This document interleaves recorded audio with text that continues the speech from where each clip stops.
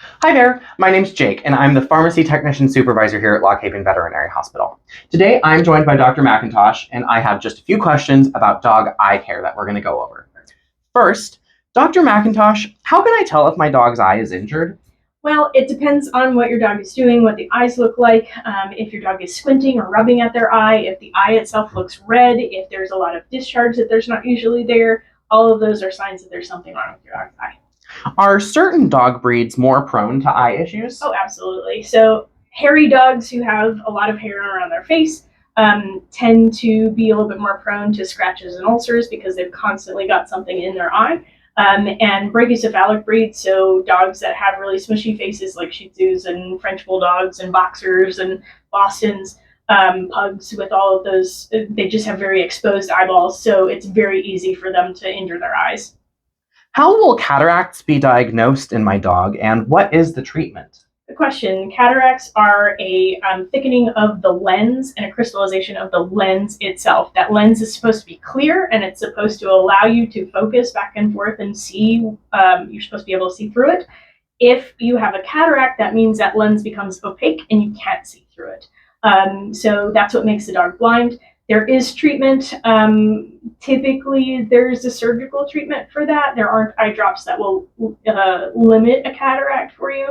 But depending on how much your dog can see, we may decide that referring you to an ophthalmologist is the next step. What is the best way to give my dog their eye medication? So it can be hard for some dogs because coming at them from the front is really scary.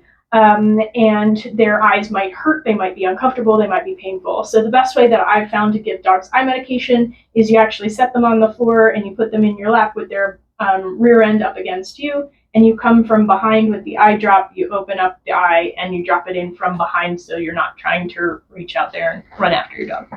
Can my dog get pink eye, and is it contagious to other pets and people?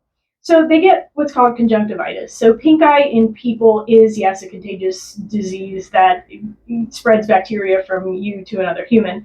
In dogs, we tend to see that it's the result of an injury or an illness or some other problem. They've stuck something in their eyeball. Chances are they're not going to spread it to you or to spread it to any other dogs because it's their own problem and their own bacteria. What can I do for my dog that has a cherry eye? So cherry eye is a prolapse of the gland that's in the third eyelid of the eye that produces tears. When that pops out and stays out, you can actually affect how many tears your dog's making, how much tears you're making, and whether or not that's sufficiently coating the eye. The other thing is you can get stuff behind that cherry eye, that piece of tissue, that can scratch or irritate or ulcer the eyeball.